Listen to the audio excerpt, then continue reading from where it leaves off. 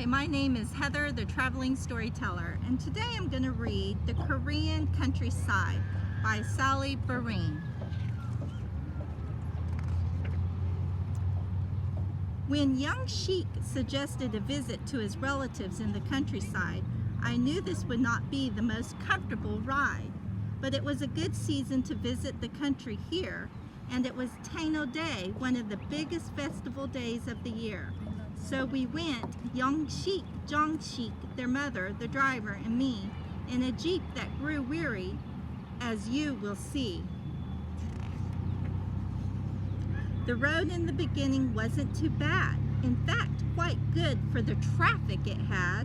The only thing to mar the scene was our leaving behind a heavy dust screen. We passed through a village at a very slow speed and saw where the farmers could buy things they need. They also come to sell things they raise, and in season there are special market days.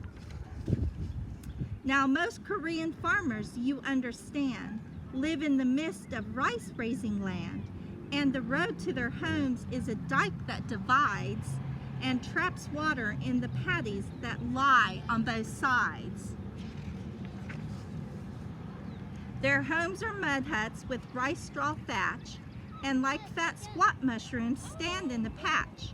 It wasn't in such a place the relatives were found, and they quickly guided us to the festival ground.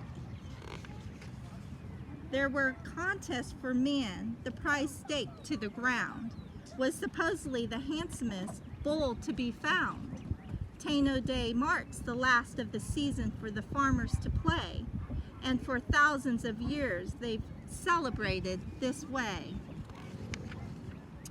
While for women and girls, many pair had to try, the ground grumbling and posts groaning as higher and higher they fly. And for men and women both to compete, the skill of any was hard to defeat. There were many contests, but when they were done, the farmers' band brought the most of fun. Soon all joined in, and dignity went astray. The festival ended in a glorious way. The relatives had asked us to spend the night, and for Jong Sheik especially, the idea was quite right.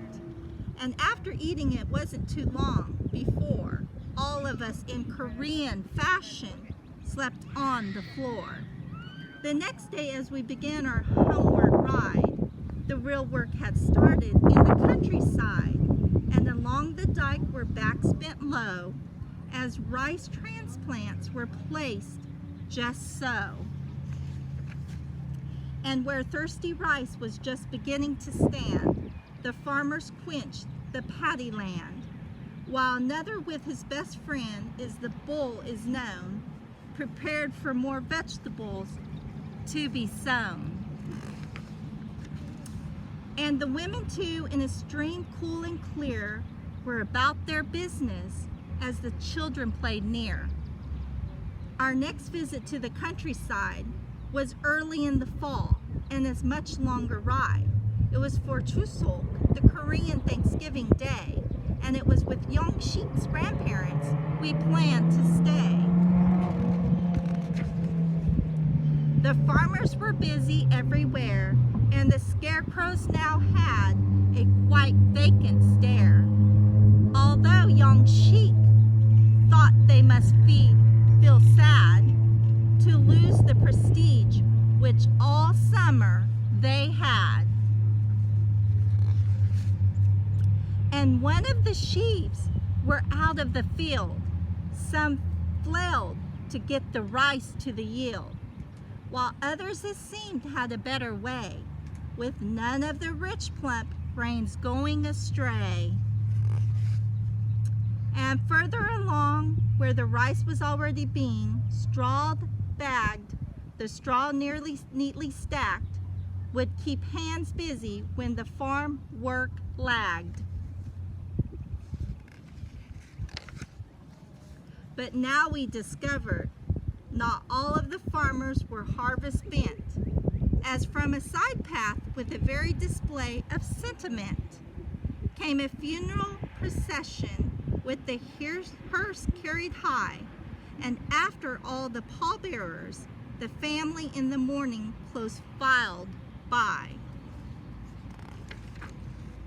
When I asked how far the cemetery might be, young Sheik said this depends on the family. Also that on Chuseok, many families would visit their burial grounds, and food offering ancestor spirits would be left at the mounds. This is known as ancestral worship here, an old Confucian ritual practiced 4 times a year, with the food that is offered on Thanksgiving Day, thanks to ancestors for a good harvest, is shown in this way. Traditional observance by the lunar calendar, when they also cut the grass and remove any debris. New Year Day is first day of the first moon. Hansukul Food Day, 105th day after winter solstice. Tano Day, 5th day of the 5th moon. Chuseok, Thanksgiving Day, 5th day of the 8th moon. But spirits aren't limited to ancestor, it seems, for according to Yongshik, you will find them on mountains, along roadsides, and in streams. While whooping cough, measles, many kinds of disease, all have spirits you need to appease. And when we approached this weird-looking pair, Yongshik explained that their presence there was to frighten evil spirits and keep them away from villages where they are likely to stray. While at this, I might have been very surprised, except for one thing, which Yongshik never surmised. I come from a place you find hex signs on the barn door, so I'm quite familiar with country folklore. Pennsylvania Dutch. The Han River Dike was the last stage of our trip. While the bulls now, at leisure, weren't happy about it, but as Yongshik coaxed them, we proceeded with care and far up the dike parked the Jeep there. Their grandparents' home was now plainly in sight, just opposite a school from the side of the dike. Vegetables here would be the harvest crop, and we walked on foot-wide ledges separating each plot. It was on the opposite side of the house. After we all had passed the reservoir, we found grandparents waiting on the Maru, the outside living room floor. In the grandmother's kitchen, the holiday cooking was underway, and both Yongshik and Jongshik were eager for Songpyeon, the specialty on Thanksgiving Day. While for a variety of small cakes, the new rice had already been ground to be combined with chopped pumpkin or carrots, even chestnuts in some would be found. Half circle of rice filled with sweet, or salted bean paste and steamed with pine needles. The evening was typical of the country, and as friendly neighbors dropped by, the men sat on the Maru sipping rice wine, and with the women identify, the children played traditional games, and Yongshik, wrapped in rice straw, was the strangest looking tortoise and the most active you ever saw. And when an ox with a driver appeared, the ox was just phony as he could be, simply a young man under a straw mat. But both animals pretended to be very hungry. They crawled and squirmed upon the ground as the drivers begged for food. And by the time rice cakes and fruits were served, all were in a hilarious mood. There was singing of solos by the adults, and finally, with the end of the fun, children slept on mothers' backs at the homeward trek begun. And although some would stop by the reservoir to catch the reflection by the moon, there was little delay with the Chuseok custom, for tomorrow would come very soon. With the special food that had been prepared, first the visit to the ancestors' mounds, and following this, all over the country, another celebration at festival grounds.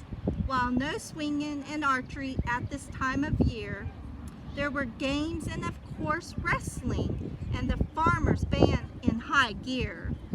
Some were merry with food, some merry with wine, but for the farmer, this day well deserved, but for vegetable harvest and barely painting time. And as the women too played at being carefree, their task ahead was the winter kimchi.